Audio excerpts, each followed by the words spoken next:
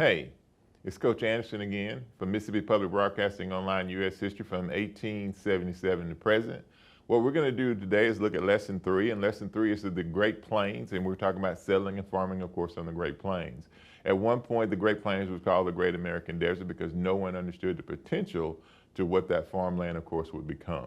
So what we're going to do today is we're going to jump right in, and we're going to start with the unit focus question, and the unit focus questions is what we use, of course, to guide our talk about this entire unit of westward expansion or settlement of the West.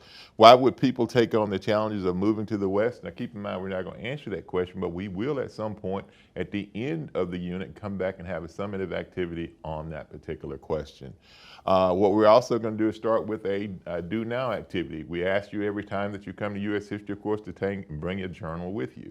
And what we want you to do is write down these questions and, and vocabulary terms, of course, that go along with the lesson.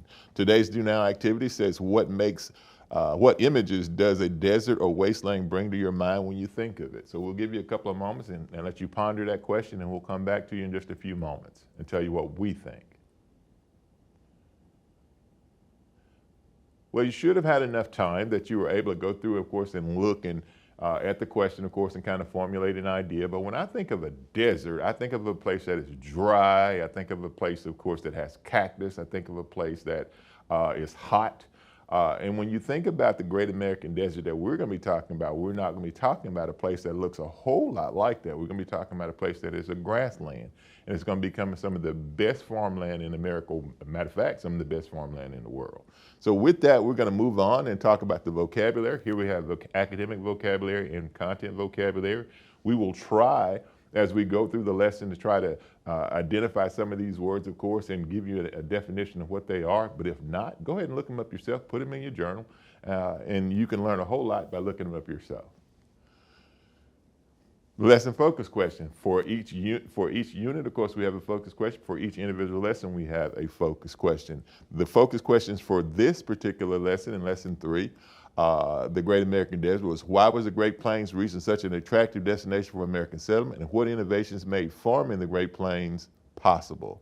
Well, we're going to jump right in. This is the Great Plains region of the United States of America. It's the area, of course, that we call the Great American Desert. And what you'll notice is more or less the middle section of the United States of America, and it extends even across the border, of course, up here into Canada. The person that was given the responsibility of going through and exploring this particular region for the United States of America was Major Stephen Harriman Long. And he led the expedition to explore the American desert. The Great American Desert is, once again, is a grassland. It is not a desert in the strictest form of what we think a desert is. The area was supposed to be so bad that no one wanted to live there. As a matter of fact, when we started moving the Native Americans out of the Southeast, we moved them to this particular region of the United States of America because we thought it was worthless and no one wanted to live there. What we come to find out, of course, is that it is far from the truth.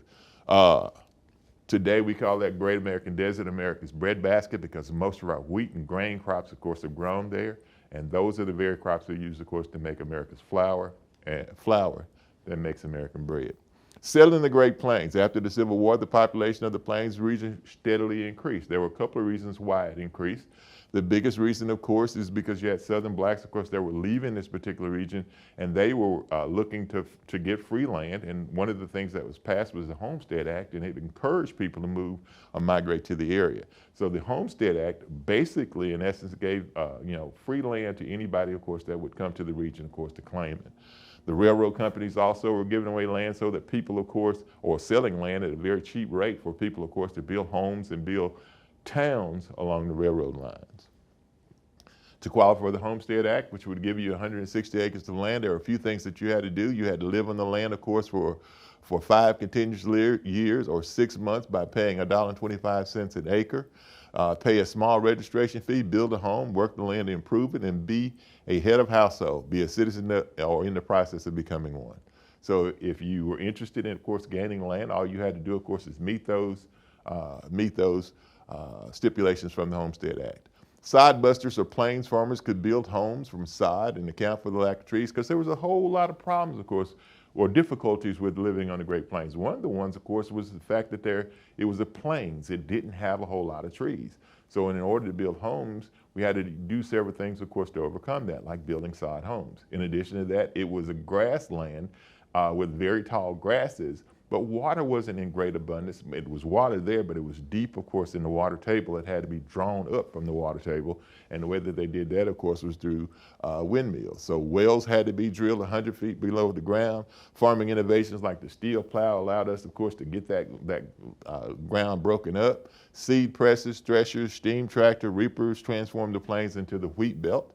And farming became big business through the creation of bonanza farms, which covered thousands of acres. So not only did individual settlers, of course, move into this area, of course, to exploit the land, of course, for its agricultural importance, but also big bonanza farms like Birdseye. You've probably heard some of these things. These big farms are today in our country that get their roots in these big bonanza farms in the Great American Desert.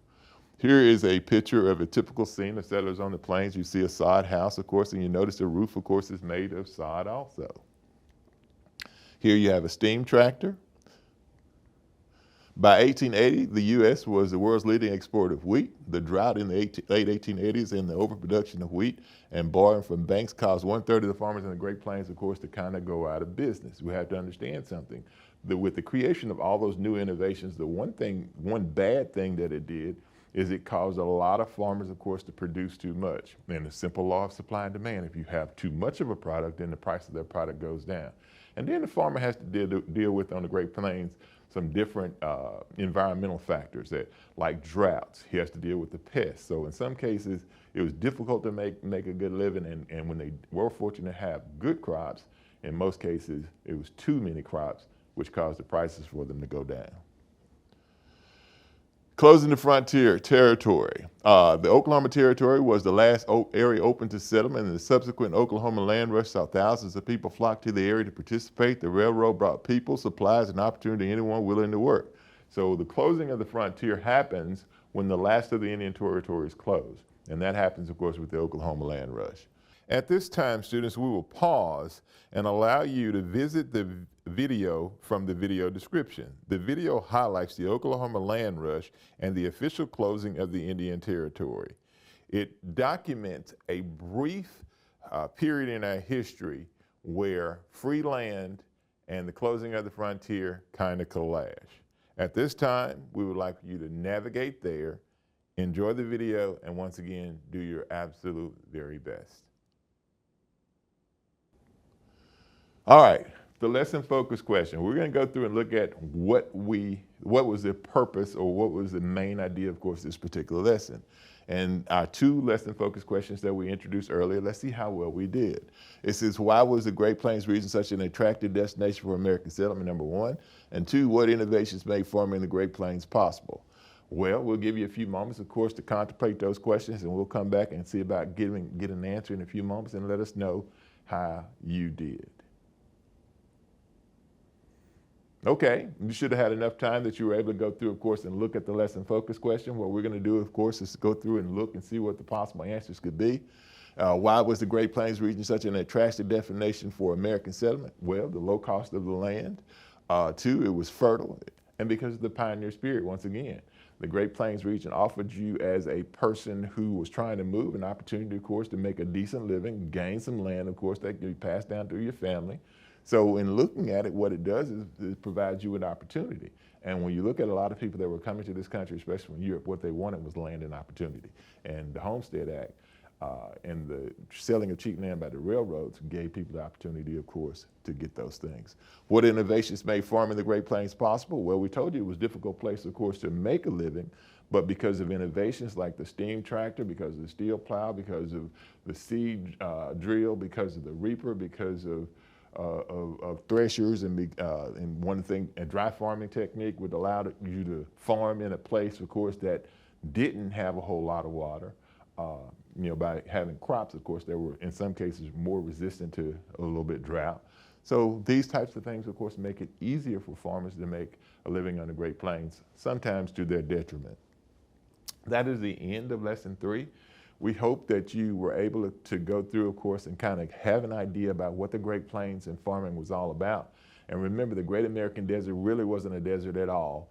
But if you don't believe me, don't take my word for it. All you have to do, of course, is do your own research, because this is American history, and because it's American history, it's your history. So have a great day, and we'll see you next time.